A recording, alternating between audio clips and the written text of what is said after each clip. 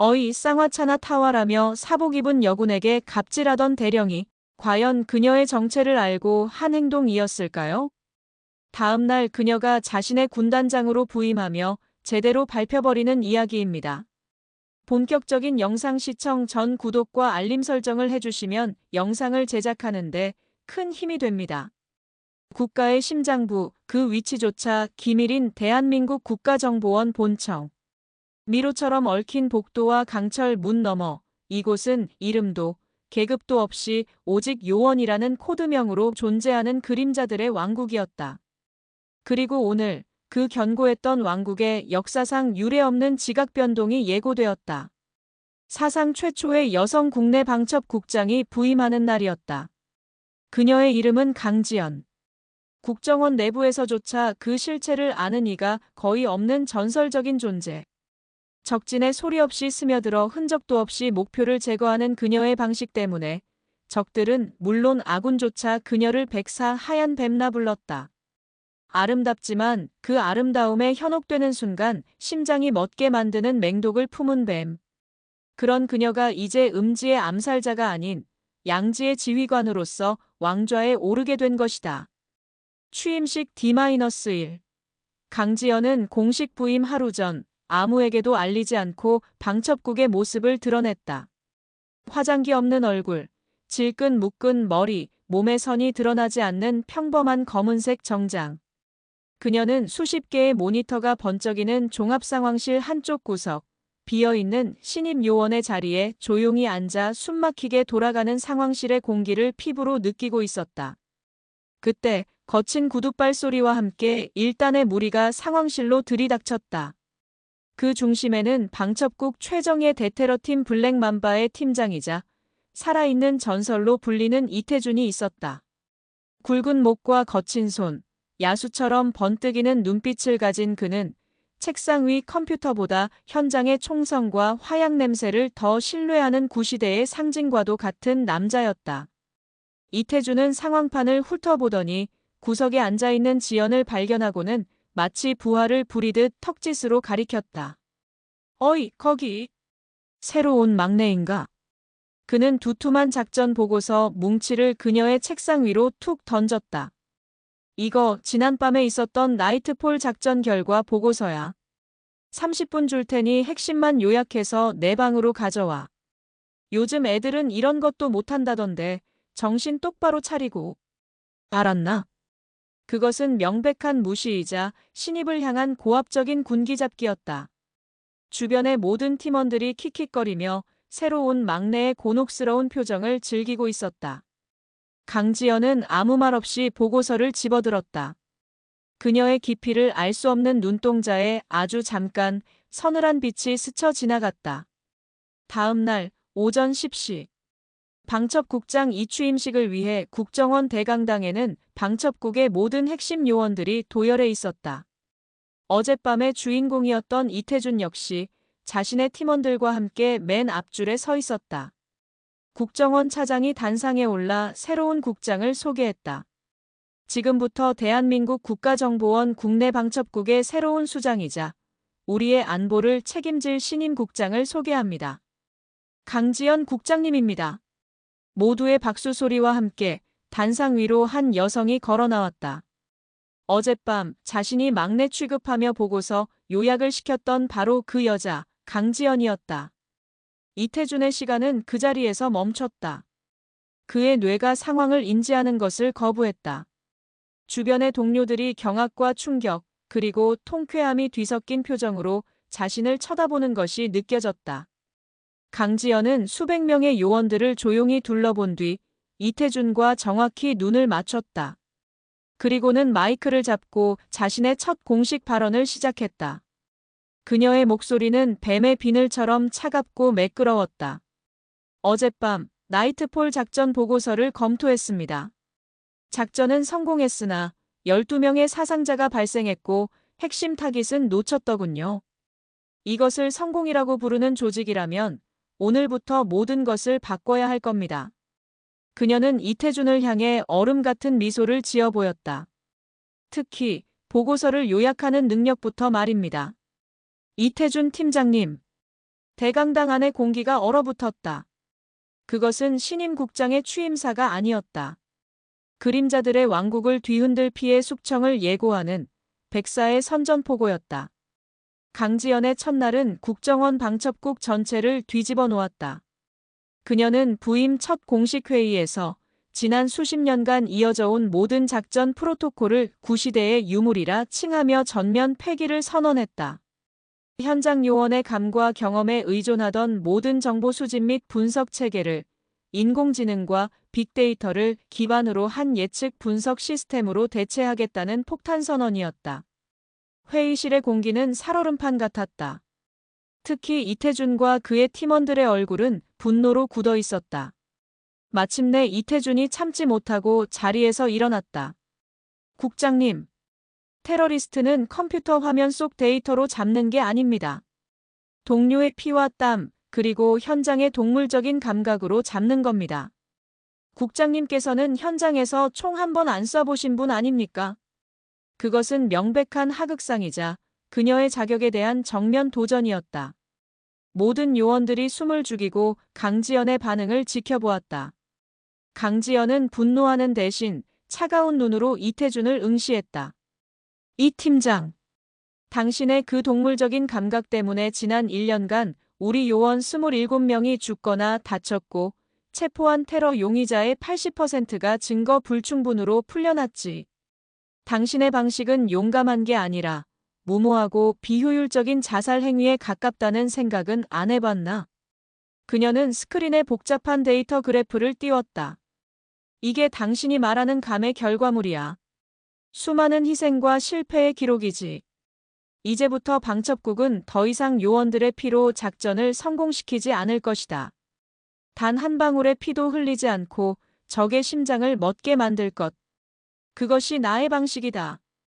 강지연은 이태준에게 명령을 내렸다.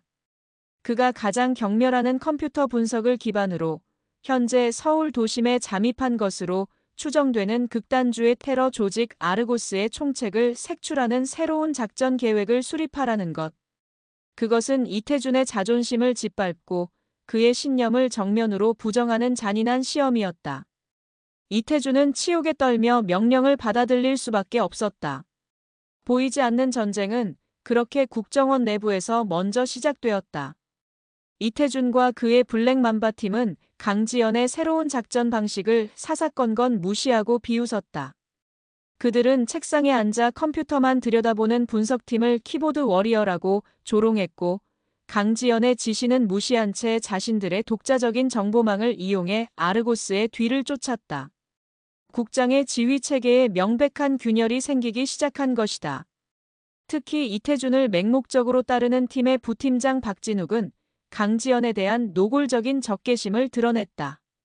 그는 계집이 우두머리가 되니 조직 전체가 생리를 하는 것 같다는 식의 막말을 서슴지 않으며 팀원들을 선동했다. 결국 박진욱은 돌이킬 수 없는 선을 넘고 만다.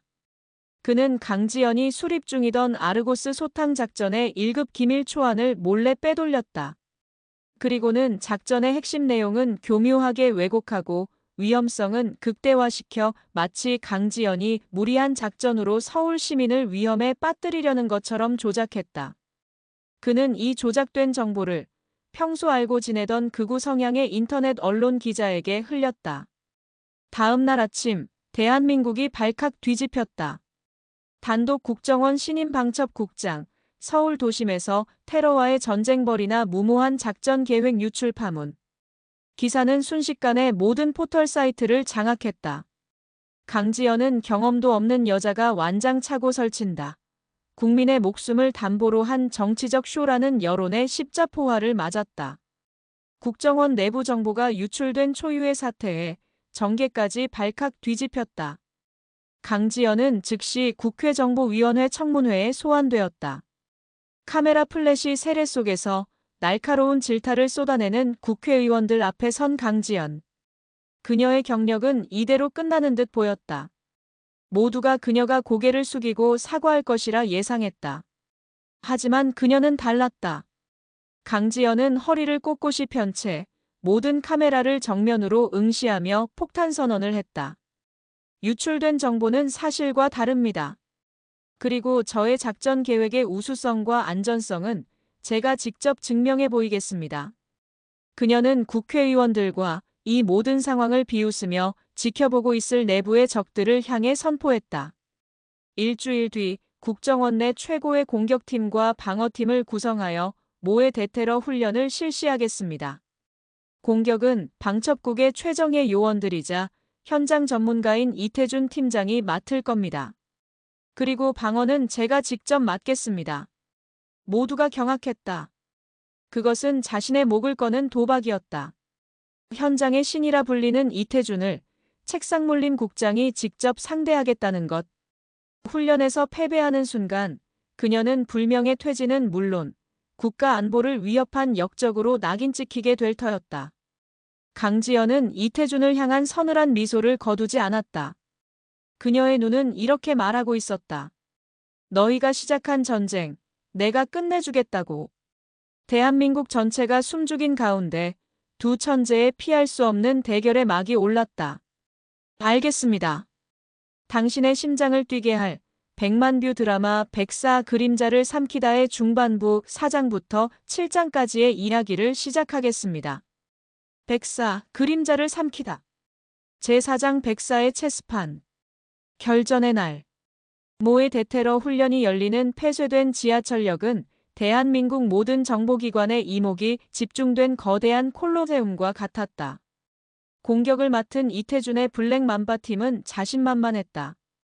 그들은 현장의 제왕이었고 사냥개였으며 강지연은 책상에 앉아 키보드나 두드리는 초식동물에 불과했다. 이태준은 수십 년간의 경험을 바탕으로 동시다발적인 침투와 교란, 그리고 압도적인 화력을 이용해 방어팀을 찢어발기는 완벽한 사냥 계획을 세웠다. 반면 강지연의 방어팀은 고작 10여 명의 분석 요원과 기술팀이 전부였다. 모두가 이태준의 압도적인 승리를 의심치 않았다. 훈련 개시 신호와 함께 블랙 맘바팀은 유령처럼 지하철역으로 스며들었다. 그들의 움직임은 교과서처럼 완벽했다. 하지만 이상했다. 아무런 저항도 함정도 없었다. 너무나도 고요했다. 이태준의 동물적인 감각이 비명을 질렀다. 이건 함정이다. 하지만 이미 늦었다. 그들이 중앙환승구역에 들어서는 순간 갑자기 모든 전등이 꺼지고 암흑이 찾아왔다.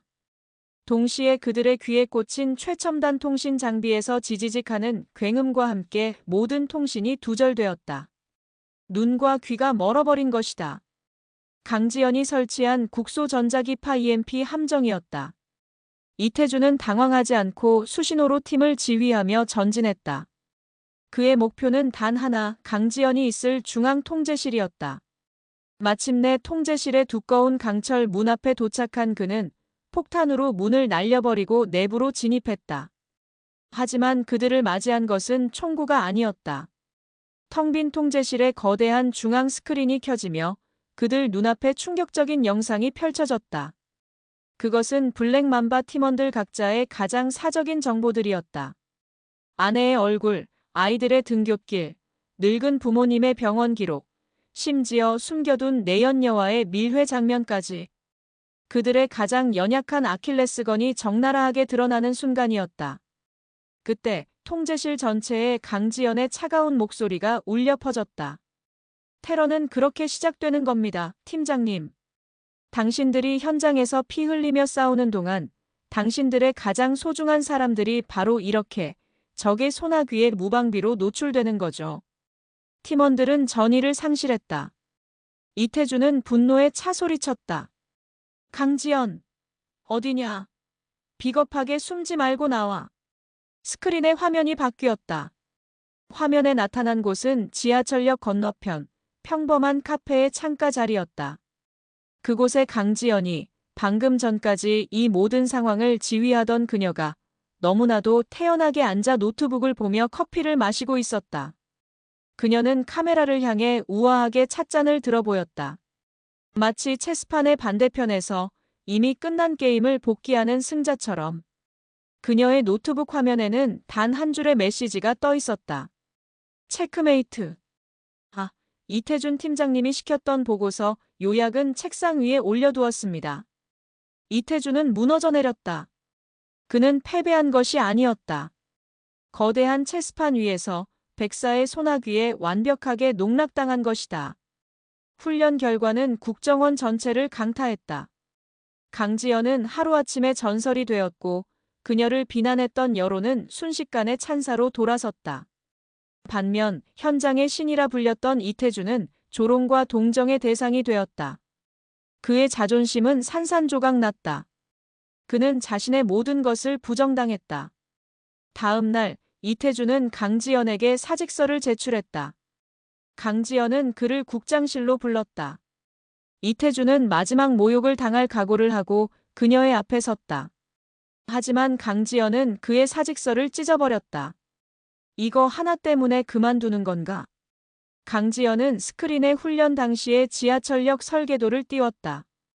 그녀는 설계도의 한 부분을 가리켰다. 아주 낡고 기록에도 없는 환풍구였다. 내 분석 시스템의 유일한 약점이었지. 데이터에 존재하지 않는 변수. 하지만 당신 팀의 사전 답사 보고서에는 이곳을 직감적으로 위험하다고 표기해 놨더군. 그녀는 자리에서 일어나 이태준에게 다가왔다. 이 팀장, 당신의 감은 틀리지 않았어. 다만 그건 정제되지 않은 원석일 뿐이야.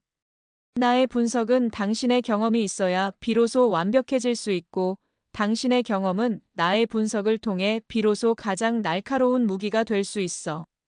강지연은 그에게 거부할 수 없는 제안을 했다. 사직서는 반려한다.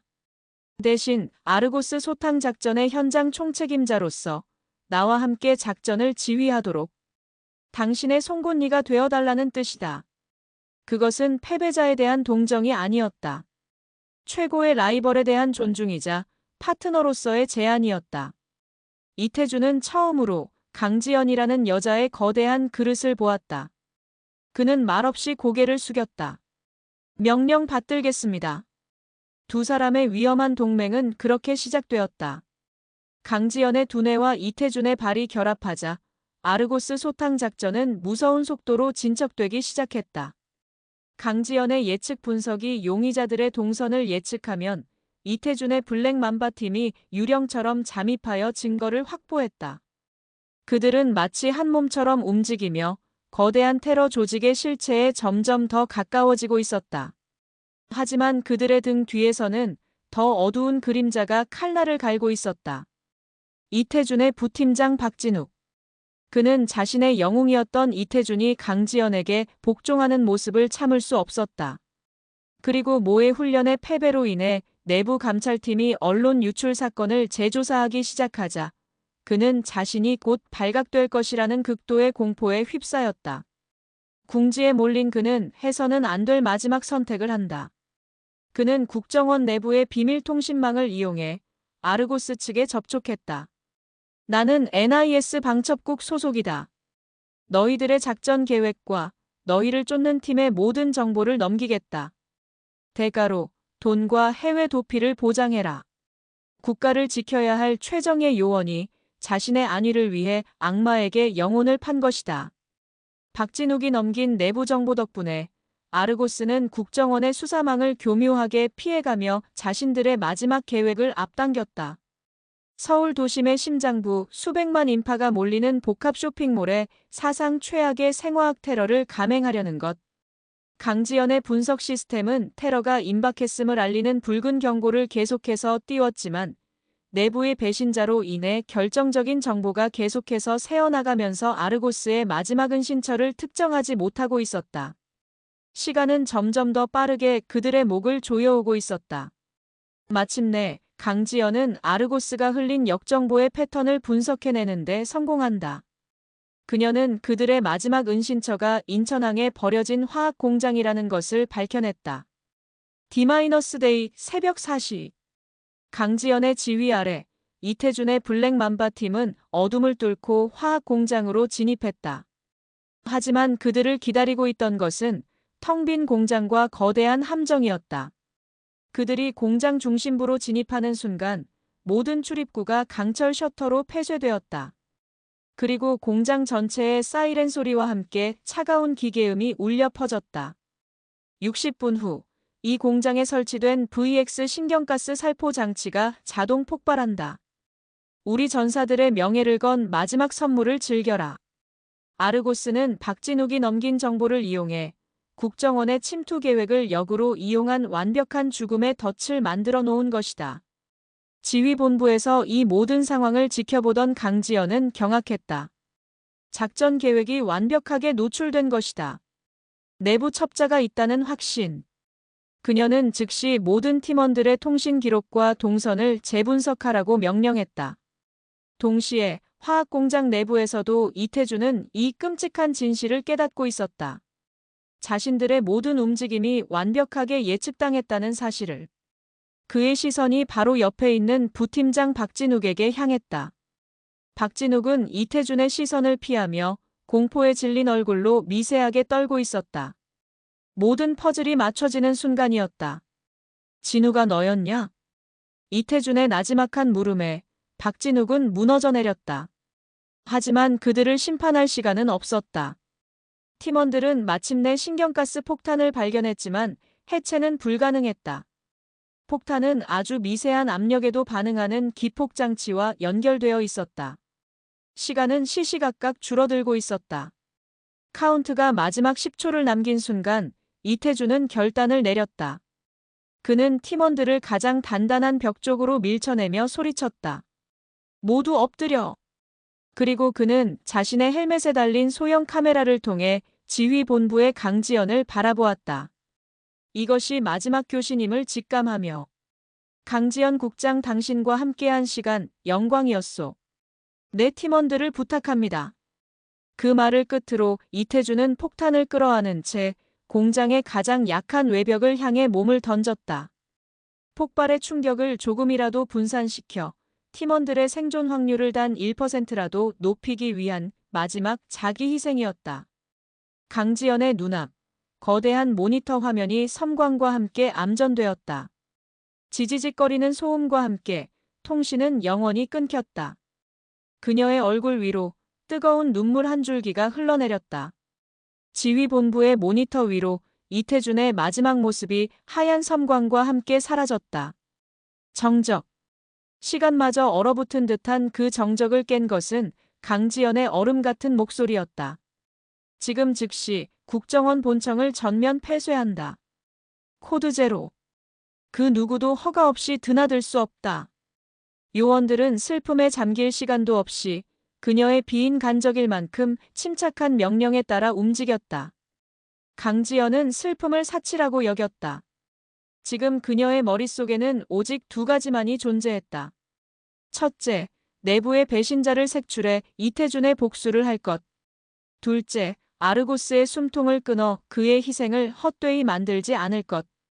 그녀의 지시로 화학공장에서 생존한 블랙맘바 팀원들과 부팀장 박진욱은 즉시 격리 조치되었다. 지옥의 폭발 현장에서 살아 돌아온 팀원들은 리더를 잃은 분노와 슬픔으로 이성을 잃기 직전이었다. 그들은 이 모든 비극이 배신자 때문임을 직감했고 모든 증거는 박진욱을 가리키고 있었다. 결국 동료들의 서슬 퍼런 추궁 앞에 박진욱은 자신이 정보를 팔아넘겼다며 무너져 내렸다. 강지연은 그를 국정원 지하의 가장 깊은 곳, 가장 어두운 신문실로 끌고 오라고 명령했다. 강철 테이블을 사이에 두고 마주 앉은 두 사람. 박진욱은 살려달라며 울부짖었지만 강지연의 눈에는 일말의 동요도 없었다. 그녀는 고문도 협박도 하지 않았다. 대신 이태준의 마지막 교신 음성을 반복해서 들려주었다. 내 팀원들을 부탁합니다. 라는. 내가 팔아넘긴 건 국가의 기밀이 아니야. 너를 가족처럼 믿었던 동료의 목숨이고 리더의 마지막 신뢰였다. 강지연은 그의 비겁한 변명과 자기 합리화를 날카로운 논리로 하나씩 조각내버렸다. 그녀의 신문은 그의 육체가 아닌 영혼을 천천히 해체하는 과정이었다. 결국 박진욱은 모든 것을 실토했다. 아르고스의 수장이 인천항의 비밀 활주로를 통해 오늘 밤 해외로 도주할 계획이라는 것까지. 바로 그때 강지연의 통신기로 기적 같은 소식이 전해졌다. 폭발 현장을 수색하던 구조팀이 건물 잔해 밑에서 이태준의 희미한 생체 신호를 발견했다는 것. 그는 아직 살아 있었다. 강지연의 얼음 같던 표정이 그 순간 처음으로 미세하게 흔들렸다. 하지만 그녀는 이내 감정을 추스르고 마지막 명령을 내렸다. 블랙맘바 잔존 팀원, 전원 전투 준비. 지금부터 백사의 마지막 사냥을 시작한다. 그날 밤 인천항에 버려진 활주로는 복수심으로 불타는 그림자들의 전쟁터가 되었다. 강지연은 더 이상 통제실의 지휘관이 아니었다. 그녀는 방탄복과 자동소총으로 무장하고 이태준이 없는 블랙맘바의 선봉에 섰다. 그녀 자신이 이태준의 복수를 위한 가장 날카로운 칼날이 되기로 한 것이다. 그들의 목표는 단 하나, 이륙을 준비하는 검은색 제트기였다. 아르고스의 수장이자 국제 테러리스트 카산이 그 안에 있었다. 어둠 속에서 벌어진 총격전은 처절했다. 블랙맘바 팀원들은 리더의 복수를 위해 악귀처럼 싸웠고 강지연은 뱀처럼 적의 총알을 피해 급소를 파고들었다. 마침내 활주로 위 이륙하려는 제트기의 엔진이 불을 뿜는 순간 강지연은 타이어를 정확히 저격해 비행기를 멈춰 세웠다. 제트기 안에서 모습을 드러낸 카사는 중동의 용병 출신다운 거구와 살기를 뿜어내고 있었다. 그는 자신을 막아선 것이 가냘픈 여성이라는 사실에 비웃음을 흘렸다. 내 놈들의 영웅은 개죽음을 당했더군. 이제 내 차례다. 그 말에 강지연의 마지막 이성이 끊겼다. 두 사람의 마지막 대결은 총이 아닌 맨몸으로 부딪히는 원초적인 싸움이었다.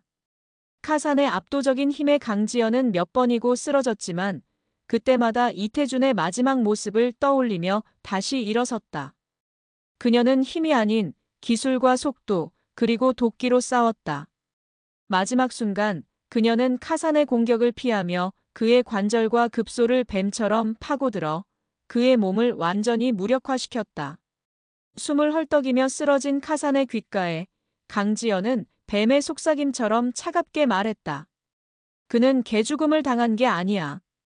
너 같은 쓰레기를 내 손으로 직접 지옥에 쳐넣을 기회를 주기 위해 잠시 길을 비켜준 것뿐이다. 복수는 끝났다. 동이 트는 활주로 위 지독했던 밤의 그림자는 마침내 걷히고 있었다. 몇 주 후 국정원 병원의 VIP 병실. 이태준은 길고 긴 악몽에서 깨어났다. 온몸이 붕대로 감겨 있었고 숨 쉬는 것조차 고통스러웠다. 그의 흐릿한 시야에 가장 먼저 들어온 것은 자신의 침대 옆 의자에 앉아 불편하게 잠들어 있는 강지연의 모습이었다. 지난 몇 주간 그녀는 매일 밤 이곳에서 그의 곁을 지켰다. 이태준이 깨어난 것을 확인한 강지연은 아무 말 없이 깎아놓은 사과 한 조각을 건넸다. 잡았소? 이태준의 첫 질문이었다. 강지연은 작게 고개를 끄덕였다. 아니, 우리가 잡았어. 그녀의 그 우리라는 한마디에 이태준은 모든 것을 이해했다. 더 이상의 말은 필요 없었다. 길고 길었던 둘의 전쟁은 그렇게 비로소 끝이 났다. 1년 후 대한민국 국가정보원은 강지연의 리더십 아래 완전히 새로운 조직으로 거듭났다. 그녀의 데이터 분석 시스템과 기적적으로 회복한 이태준의 현장 경험이 결합된 새로운 통합 지휘 체계는 단 한 건의 테러도 허용하지 않는 철옹성이 되었다. 내부 배신자 박진욱은 국가반역죄로 무기징역을 선고받았다. 그리고 오늘 청와대에서는 이태준의 무공훈장 수여식이 열리고 있었다. 그는 국가 영웅이 되었다. 수여식이 끝나고 두 사람은 청와대 정원의 한적한 벤치에 나란히 앉았다. 계급장과 총 대신 평범한 사복 차림이었다. 커피 타올까요, 국장님? 이태준이 짓궂은 미소와 함께 농담을 건넸다. 두 사람의 악연이 시작되었던 바로 그 말이었다. 강지연은 처음으로 얼음 같은 미소가 아닌 햇살처럼 따뜻한 웃음을 터뜨렸다. 됐네요. 내가 살 테니 오늘은 이 팀장님이 타오시죠. 두 사람은 더 이상 상사와 부하가 아니었다. 생사를 함께 넘나들며 서로의 등을 지켜준 파트너이자 세상에 둘도 없는 전우였다. 그들의 시선은 더 이상 어두운 작전 상황실의 모니터가 아닌 평화로운 서울의 하늘을 향해 있었다. 지독했던 그림자들이 모두 거친 그 자리에 이제는 상처를 이겨낸 두 사람의 단단한 신뢰와 조용한 평화만이 남아 있었다.